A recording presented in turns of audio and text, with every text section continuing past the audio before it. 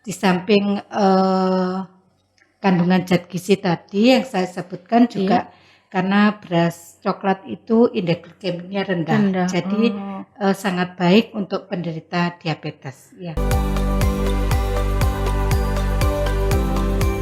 Polkesma Talks, inspirasi kesehatan untuk kita semua.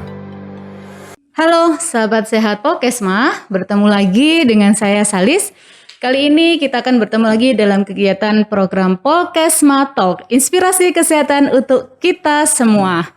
Bagaimana kabarnya para sahabat sehat Polkesma dimanapun berada? Kali ini topik kali ini adalah cukup relevan loh dengan event apa sih di bulan November selain HKN? Ada yang tahu nggak?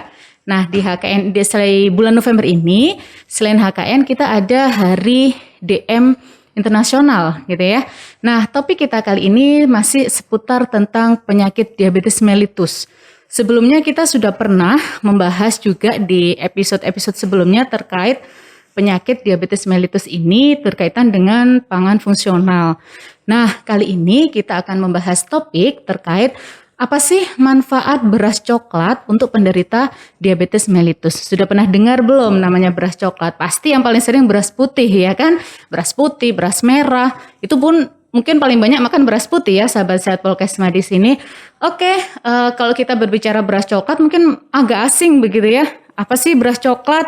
Kalau kita berbicara DM pasti sudah banyak yang mengenal ya, sudah banyak dengar istilah diabetes mellitus itu sudah cukup di mana-mana terdengar, apalagi sekarang kejadian diabetes mellitus cukup banyak dan orang-orang sudah mulai menerapkan bagaimana sih cara mengimbangi penyakit diabetes mellitus ini dari sisi selain sisi medis, dari sisi makanan begitu ya, diantaranya adalah terkait beras coklat. Nah, kali ini kita akan hadirkan narasumber yang cukup kompeten, yang sudah mempelajari, sudah meneliti terkait DM dan beras coklat ini. Ya, untuk sahabat-sahabat Polkesma yang dari jurusan gizi, pasti sudah tidak asing lagi dengan beliau. Ya, kali ini kita akan mendatangkan Dr. Eti Sulistiawati, SST, SGZ, MKes. Apa kabar Bu Eti? Alhamdulillah. Baik. Alhamdulillah. Yuk yang kangen-kangenan sama Bu Eti, mungkin udah lama nggak ketemu beliau karena pandemi dan sebagainya. Yuk kita ikuti episode kali ini. Bu Eti sehat-sehat? Alhamdulillah sehat. Alhamdulillah sehat, semangat. Kesibukannya sekarang apa Bu? Ya apa ya, di rumah ya ngajar, terus menulis-nulis jurnal. Wow, tetap aktif loh ya, tetap produktif ya, meskipun di rumah kondisi pandemi harus tetap produktif ya Bu ya. Oke. Ya baik sahabat sehat Polkesma, kali ini kita akan kita akan berbincang-bincang dengan beliau terkait manfaat beras coklat pada penderita DM. Oke, mungkin Bu Eti ini cukup lama ya Bu ya meneliti berkecimpung dengan penyakit DM dan beras coklat begitu ya? Iya, sejak saya kuliah ya di S3 itu saya mengambil beras coklat ya sebagai bahan kajian saya. Iya. Itu. Jadi beliau juga cukup lama ya teman-teman di sini, dan sebenarnya kita barangkali yang dia belum tahu seperti apa sih beras coklat, atau apa sih sebenarnya beras coklat? Apakah beras putih yang kemudian diberi warna coklat begitu ya, atau seperti apa? Ya. Monggo Bu Eti. Beras coklat itu sebenarnya berbeda dengan beras merah ya. Kalau beras merah itu karena berasnya memang warnanya merah. Oh, beras merah warnanya beras merah. hitam ya, karena bijinya itu memang hitam. Jadi sejak ditanam itu merah atau hitam. Tapi kalau beras coklat itu sebenarnya sama dengan beras putih. Tapi dia tidak hanya dibersihkan bagian luar kulitnya ya. Jadi kalau dipoles ya akan menjadi beras putih. Jadi sama dengan beras putih tapi tidak dibersihkan atau tidak diputihkan dan juga tidak dipoles. Oh, jadi lebih ini ya Bu, lebih original mungkin gitu ya. Lebih istilahnya mungkin lebih virgin gitu ya, lebih original. Kandungan gizi pada bulir berasnya ya itu masih ada. Oh, berbeda kalau beras putih itu mungkin lebih banyak ini yang kalau tadi disampaikan Bu Eti, bijinya itu dia nggak banyak yang terkelupas gitu ya. Kalau beras putih kan sudah dibersihkan terus kemudian dipoles jadi akhirnya menjadi putih. Kalau secara ukuran Bu? Secara ukuran ya sepertinya lebih besar ya dari beras lebih putih. besar ya. Iya. Karena mengandung itu tadi kulit luar ya itu belum dibersihkan secara bersih. Secara bersih. Maksudnya seperti beras putih ya itu kan dilupas sampai habis, kemudian dipoles ya, akhirnya menjadi putih. Putih. Oke. Kemudian kalau misalnya kita bandingkan begitu Bu ya, antara beras merah sama beras coklat, kira-kira secara kita lihat begitu langsung bisa terlihat belum perbedaannya? Iya, kalau beras merah itu warnanya merah ya, tidak tidak ada kulitnya. Kalau beras coklat itu warnanya ya coklat, kemudian kayak kelihatan agak kotor gitu ya, karena memang kulitnya masih ada. Kalau beras merah itu kan warnanya merah ya, seperti beras putih itu warnanya putih, atau beras hitam ya, itu karena warnanya hitam. Jadi tidak ada kulitnya sama sekali. Oh, jadi ini karena coklatnya itu dari kulitnya gitu ya. Kulitnya. Oh, dari kulitnya ya, sahabat sehat. Namanya beras coklat. Namanya beras coklat. Jadi tapi banyak orang yang tidak tahu membandingkan antara beras merah dengan beras coklat. Iya. Oh, gitu. Mungkin kalau ada tipsnya cara membandingkannya mungkin, Bu? Oh, kalau beras merah itu ya kalau di kelupas atau di patahkan itu berasnya ya memang merah ya, tidak ada kulitnya sama sekali. Kalau beras coklat itu kalau dipatahkan itu memang warnanya putih dalamnya, tapi luarnya yaitu warna coklat. Oke, berarti ini ya sahabat-sahabat Polkesma, jadi kalau dibandingkan beras coklat dan merah ini terlihat gitu ya. Jadi mungkin kalau beras coklat mungkin kesannya mungkin agak terlihat kotor mungkin ya. Lihat kotor karena memang itu justru karena memang bagian kulitnya masih tersimpan di situ, tidak dikupas semua bersih, kecuali kalau beras merah karena memang warnanya. Oke, nah sekarang kenapa sih Bu dari beras coklat itu sendiri ada kandungan apa sehingga dia saat ini sudah memang mulai sedikit terkenal begitu ya, apalagi untuk penyakit DM. Kandungannya apa sebenarnya Bu dari beras coklat? Beras coklat itu karena tidak dibersihkan ya, tidak diputihkan, makanya kandungan serat ya pada beras coklat itu lebih tinggi. Kemudian juga kandungan magnesium dan kaliumnya itu berdasarkan penelitian saya sendiri tahun 2019 ya, sudah saya jurnalkan juga di Current Food and Nutrition. Itu 7 kali lebih tinggi dari beras putih. Jadi serat, magnesium, kalium 7 kali lebih tinggi. Iya, 7 kali lebih tinggi dari beras putih. Oke, jadi 7 kali lebih tinggi kandungannya, khususnya serat tadi ya, serat, magnesium, kemudian mangan, kalium itu lebih tinggi dari beras putih. Kalau dibanding mungkin beras merah atau beras hitam masih lebih tinggi? Iya, masih lebih tinggi. Kecuali kemarin Fe-nya yang lebih rendah dari beras merah atau beras hitam. Tapi karena beras merah dan beras hitam itu kan kurang diminati ya, karena teksturnya yaitu berdasarkan penelitian Kistamtimi itu disebutkan bahwa beras merah dan beras hitam itu kurang diminati masyarakat karena teksturnya. Oh iya. Nah sekarang kalau itu kan sebenarnya juga tadi Ibu katakan sebenarnya sama kayak beras putih, hanya karena dari proses dan kita mempertahankan zat gizinya khususnya 4 tadi itu ternyata 7 kali lebih lipat. Nah sekarang untuk kenapa kok dia untuk penyakit DM itu bagus gitu Bu? Iya. Di samping itu ya, ini berdasarkan literatur beras coklat itu juga indeks glikemiknya rendah. Oh, di antara beras yang lain dia? Di antara beras yang lain yaitu sekitar 10 sampai 70 ya. Paling rendah berarti Bu ya? Iya, kita tahu bahwasannya indeks glikemik itu kan berpengaruh terhadap kadar glukosa darah. Di samping kandungan zat gizi tadi yang saya sebutkan juga karena beras coklat itu indeks glikemiknya rendah. Jadi sangat baik untuk penderita diabetes ya. Saya juga pernah kami penelitian itu kepada penderita DM di klinik Bromo ya, yang peserta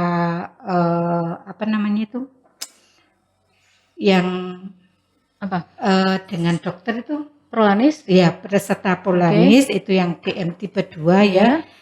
Kita berikan catering beras coklat itu selama 3 bulan. Langsung beras coklat? Iya. Diberikan catering beras coklat selama 3 bulan, kemudian setelah 3 bulan kemudian dia wash out ya, maksudnya itu tidak boleh makan apa saja, kemudian 2 minggu kemudian diberikan beras putih, itu hasilnya ya terjadi penurunan HbA1c, kadar glukosa darah puasa dan kadar glukosa darah 2 jam setelah makan itu lebih tinggi ya, maksudnya penurunannya lebih tinggi atau dia turun daripada mengkonsumsi beras putih. Signifikan berarti Bu ya? Iya.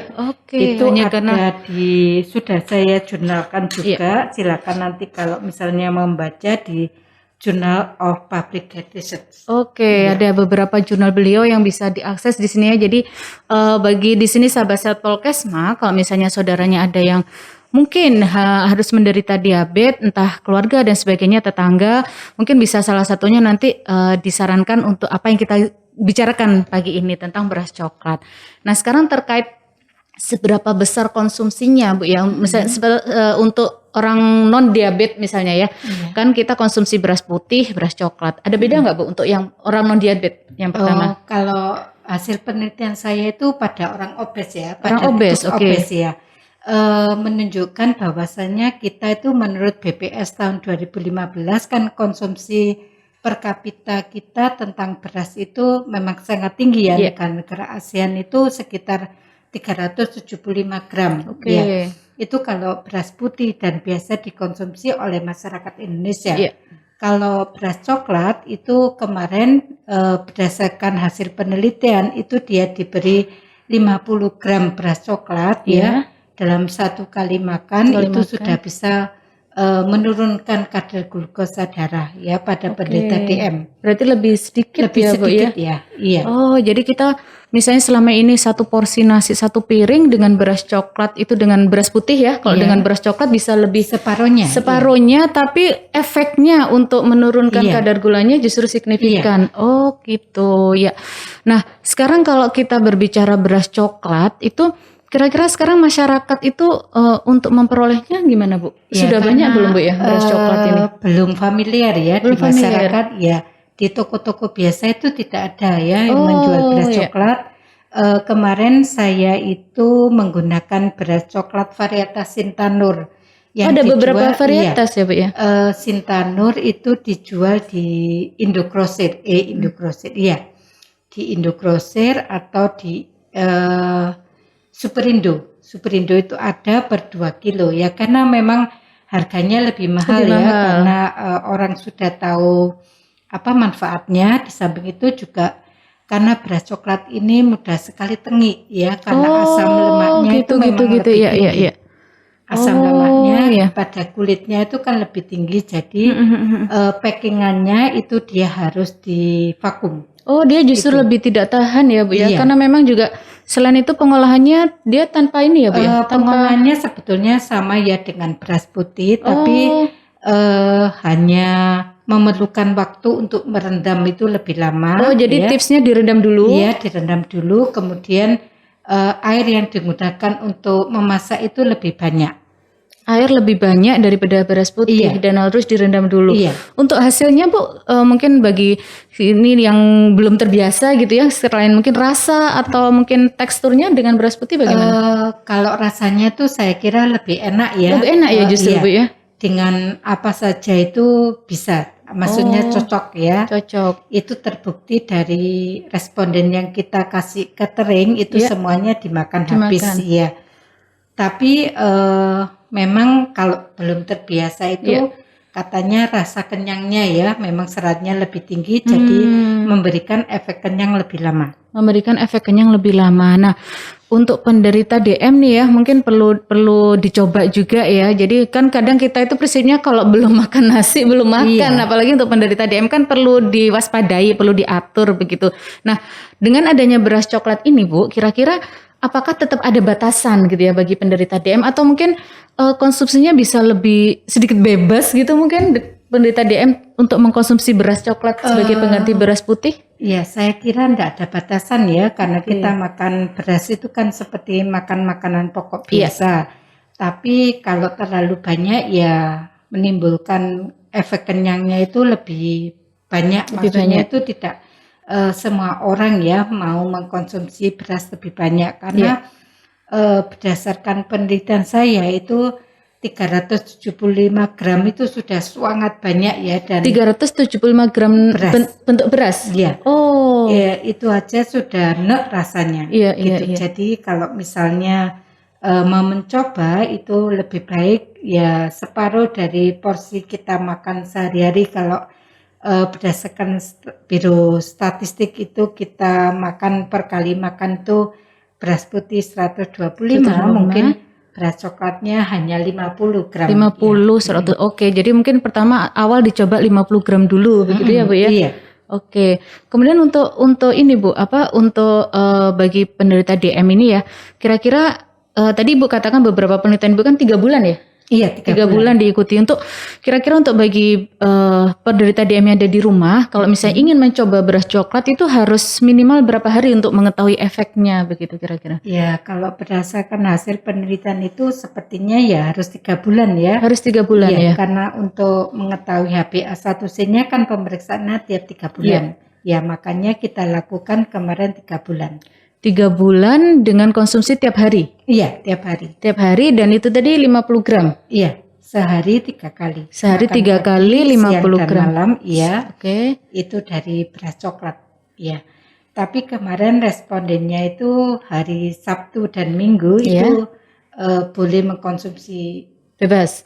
Oke, jadi ini ada sedikit tips ya, sahabat Sehat Polkesma dari narasumber kita bahwa untuk khususnya penderita DM di sini itu bisa dicoba minimal 3 bulan dan itu tiap hari konsumsi 50 gram, sehari makan 3 kali. Untuk Sabtu Minggu mungkin ada sedikit kebebasan gitu ya, ada sedikit kebebasan, cuman tetap mengikuti aturan yang sudah diberikan oleh dokter atau ahli gizi sebelumnya. Jadi beras coklat ini 3 bulan, nanti bisa dilihat hasilnya bagaimana. Nah, sekarang kalau misalnya secara ini ya Bu, secara hasil lab misalnya itu HbA1-nya tadi sudah terbukti gitu ya. Kalau dari secara fisiknya mungkin ada nggak Bu kira-kira perbedaan penderita DM dengan mengkonsumsi beras coklat? Ya, apa ya? Orangnya itu gini ya, menyampaikannya bahwasanya enak juga ya mengkonsumsi beras coklat. Jadi secara lidah bisa diterima ya Bu ya? Iya, bisa. Terus kemudian orangnya itu kayaknya lebih ceria gitu ya kalau mengkonsumsi ini. Tapi saya enggak tahu ya karena enggak perhatian, mungkin juga karena tahu kalau misalnya manfaatnya itu bagus, makanya orangnya mengkonsumsinya itu dengan bahagia ya. Oke, mungkin karena itu ya salah dan pasti nggak bosan juga mungkin Bu ya, kan biasanya beras putih karena apalagi tadi disampaikan rasanya lebih bisa diterima daripada mungkin beras merah atau beras hitam ya, kadang agak keras ya Bu ya. Rasanya juga masih bisa dikonsumsi meskipun tanpa apa-apa dan disandingkan dengan apa-apa masih enak begitu. Nah, kira-kira di sini mungkin saya tadi juga agak sedikit ini ya Bu ya. Apa sih sebenarnya di awal yang membuat Bu Eti di sini tertarik atau mungkin pertama kali menemukan di mana kok tiba-tiba ada ide beras coklat begitu Bu? Iya, sebetulnya saya waktu itu tidak punya ide ya mau meneliti apa. Kemudian promotor saya kebetulan waktu itu Prof Dian itu menyatakan bahwa beras saja Mbak, karena beras itu merupakan makanan pokok dan sebagian besar dari kita kan makanan utamanya beras ya.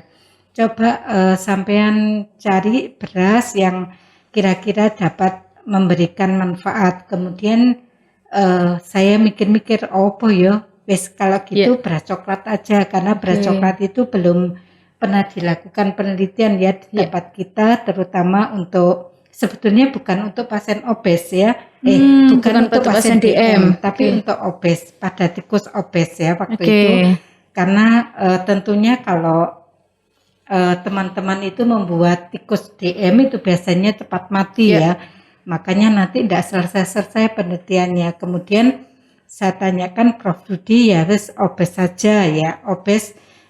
Kemudian saya berikan tikus itu dengan beras coklat. Jadi penelitian saya itu sebetulnya beras coklat pada tikus obes ya. Setelah saya lulus kemudian diteruskan aja Mbak, karena manfaatnya ya beras coklat itu pada tikus jelas sekali. Maksudnya bisa menurunkan berat badan, BMI, juga bisa menurunkan BFI yaitu Body Fat Index, iya bisa turun. Akhirnya saya cobakan pada penderita DM. Ya ternyata menurunkan tidak hanya kadar glukosa darah seperti saya sampaikan tadi, tapi juga berat badan dan lemak visceralnya ya turun. Lemak visceralnya Iya. turun ya, Bu, Lemak ya? visceralnya yang kita ukur dengan ukurannya itu apa namanya? Body fat Body fat, monitor iya. ya, itu bisa turun, lingkar pinggangnya itu juga turun. Iya. Oke. Apalagi kan sekarang fenomenanya kan, apalagi tadi Ibu sampaikan untuk obes ya Bu ya. Apalagi kan fenomenanya sekarang itu kan banyak orang yang mungkin merasa dirinya obes justru menghindari nasi. Padahal Iya. kan kita itu sudah disampaikan di awal tadi, itu beras kan makanan pokok Iya. kita. Jadi sekarang sama beliau nih diberikan solusi pada penderita-penderita obes dan DM biar tidak menghindar dari nasi gitu ya. Tapi tetap bisa makan. Solusinya salah satunya tadi dengan beras coklat. Nah, ini kira-kira selama Ibu penelitian, afternya juga nih ya pasca penelitian, kan sudah dirasakan ya Bu ya manfaatnya. Kira-kira ada nggak upaya sih bagaimana mengenalkan gitu ya? Mungkin saran dari Bu Eti atau bagaimana cara mengenalkan beras coklat ini ke masyarakat, atau mungkin bagaimana cara mulai ini ya masyarakat dikenalkan selain yang responden tadi gitu ya? Selama ini mungkin dari ini juga apa namanya programnya ya dari Poltekkes, yaitu saya melaksanakan pengabdian masyarakat yaitu di Puskesmas Dinoyo ya. Itu kadernya itu saya berikan edukasi tentang pemanfaatan beras coklat. Ya nanti tahun 2023 ini saya juga mendapatkan pembiayaan untuk memberikan edukasi kepada penderita DM-nya. Jadi nanti akan saya berikan edukasi pada penderita DM terutama yang ada di Puskesmas Dinoyo. Iya. Dan satu lagi ya, program penelitian saya tahun 2023 karena tadi kan apa namanya beras itu sebagai makanan pokok ya. Kita buat beras coklat itu dalam produk seperti diabetasol. Jadi bisa dikonsumsi oleh penderita DM misalnya yang tidak bisa mengkonsumsi secara oral ya, bisa secara enteral, itu kita cobakan ya. Produknya sudah jadi, nanti tinggal memberikan kepada penderita DM-nya. Oke, jadi ini lagi tahap ini ya mengenalkan lewat puskesmas, lewat kader, bagaimana mengenalkan si beras coklat ini gitu ya. Dan nanti ada inovatif juga, rencananya akan dibuat kemasan seperti salah satu produk itu yang untuk para penderita DM yang tidak bisa lewat konsumsi oral. Iya. Oke, nah sekarang Bu Eti untuk beras coklat ini ya dan penderita DM ya, kira-kira tadi kan mungkin secara harga mungkin lebih beda ya Bu ya, dengan lebih mahal. Kira-kira menurut Ibu masih bisa terjangkau nggak harganya si beras coklat dengan kondisi mungkin masyarakat Malang lah sekitar kita yang kita hadapi ini? Iya, mungkin masih terjangkau ya. Masih terjangkau karena, ya Bu ya? 1 kilonya itu 35.000, tapi kita tidak melihat kilonya kan. Harga 1 kilo itu sama dengan beras biasa mungkin 2 kilo. Kalau dikonsumsi kan sama saja ya. Iya. Sarah tadi juga porsinya juga lebih sedikit kan Bu ya. Jadi akumulasinya ceritanya sama dengan harga lebih mahal tapi konsumsinya lebih sedikit, jatuhnya mungkin sama. Iya. Nah, kadang kan masyarakat begini ya Bu. Ada mungkin adaptasi atau mungkin penyesuaian tuh kadang dicampur. Itu kira-kira gimana Bu? Mungkin beras coklat sama beras putih lah dimasak gitu. Pasti bisa ya? Iya. Bisa juga ya, kemarin dari kader itu juga menyatakan kalau dicampur bagaimana Bu, ya dicoba aja. Ya kemarin kita sajikan juga menunya ke para kader itu, terus kader juga mencoba di rumah ya. Jadi ada pengalaman gitu, kita berikan juga beras coklatnya, jadi ada pengalaman kader itu memasak sendiri. Iya. Ternyata enak juga Bu kalau dicampur ya, misalnya enggak apa-apa kalau awal mungkin manfaatnya tidak maksimal ya. Manfaatnya tidak maksimal. Iya, karena campuran tadi, tapi sebaiknya ya memang begitu kalau dari awal, di awalnya. Di awal. Kalau porsinya kalau misalnya dicampur tetap atau bagaimana?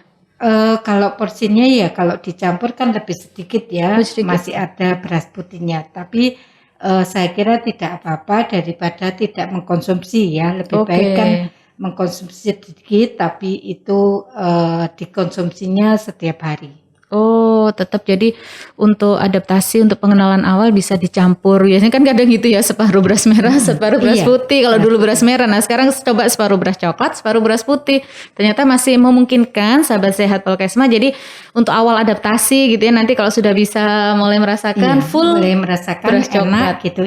Iya. Oke, jadi bisa dicoba ini. Berarti kalau selain non obes, selain non DM pun kan boleh ya Bu ya, kita Ya, silakan masih bisa ya. karena memberikan manfaat Manfaatnya tentunya bagi banyak. kita untuk kesehatan. Iya. Oke, biasanya ini kan anak muda-mudi yang mau diet kadang gitu ya, yang mau langsing gitu, Iya. tapi dia menghindar nasi karena sekarang aduh kalau lihat nasi itu kayak ya hal yang ditakutkan gitu Iya. ya. Nanti tetap karena kita di Indonesia, apalagi di Pulau Jawa yang kita tidak bisa lepas dengan yang namanya beras, padi dengan Tapi nasi. tetap saja ya kalau menurut kesehatan Iya. itu jangan sampai mengurangi 0 Nah, karbohidratnya. jangan sampai mengurangi Iya. nol tuh Jadi kuncinya. karbohidrat itu paling tidak dikonsumsi dalam sehari 130 gram. Tetap harus ya Bu Iya. ya 130 gram. Itu Oke. minimal ya. Minimal. Yang harus Oke. dikonsumsi setiap hari karena kalau tidak itu akan membebani kerja hati ya. Mungkin sekarang nggak terlihat ya Bu ya. Iya, tapi metabolismenya nanti bisa terganggu. Nah, ini yang perlu diwaspadai khususnya di sini sahabat sehat Polkesma, khususnya yang cewek nih biasanya ya. Kadang itu memang ada udah nggak usah makan nasi gitu ya, takut karena nggak tahu kayaknya ada yang serem nggak sih dari nasi kok belum ditakutin gitu. Iya. Jadi ini tadi dari beliau udah disampaikan tetap harus konsumsi karbohidrat minimal 130 gram. Kira-kira seberapa Bu? 130 gram 100. kalau misalnya dirupakan nasi itu kira-kira mungkin bisa dibuat takaran seberapa kira-kira? Nasi itu kalau 7 sendok makan ya, 7 sendok itu makan. sekitar 40 gram. 40 gram. Iya, karbohidratnya mungkin 100 ya, 140-an lah. Iya. Ya, jadi kalau misalnya makan nasi dalam satu hari ya sekitar 7 sendok makan itu harus ya. Minimal ya Bu ya. Iya, kalau misalnya tidak nasi kan bisa dari mie Iya. ataupun dari kentang ya, dari Oke. jagung dan sebagainya. Yang penting bisa karbohidratnya menggantikan, sejumlah iya, itu. Nih. Karbohidratnya 130 gram minimal. Oke, Iya. ini ada tambahan ya sahabat sehat Polkesma. Jadi kalau misalnya tidak mau nasi bisa diganti kentang, bisa diganti yang lain untuk yang non DM ya ini ya. Kalau yang DM kan pasti ada aturan khususnya nanti. Jadi kita tidak boleh menghindari yang namanya karbohidrat dalam sehari. Nah, tadi solusinya kalau yang mau mengkonsumsi tetap nasi itu bisa pakai beras coklat dan terjangkau, ternyata harganya masih memungkinkan lah, apalagi kalau dengan kita lihat pola jajan beli macam-macam dengan beras coklat pasti mampu gitu ya Bu ya. Iya. Tadi juga sudah diinfokan di Malang ternyata sudah ada, jadi nggak perlu khawatir. Oke, mungkin sebelum kita closing statement silahkan dari Bu Eti, ada yang perlu disampaikan nih kira-kira terkait beras coklat dan DM ini. Iya. Silahkan. Memang kalau kita makan itu ya, makan kan apa yang kamu makan itu adalah kamu ya. You are what you eat You are itu what kan itu.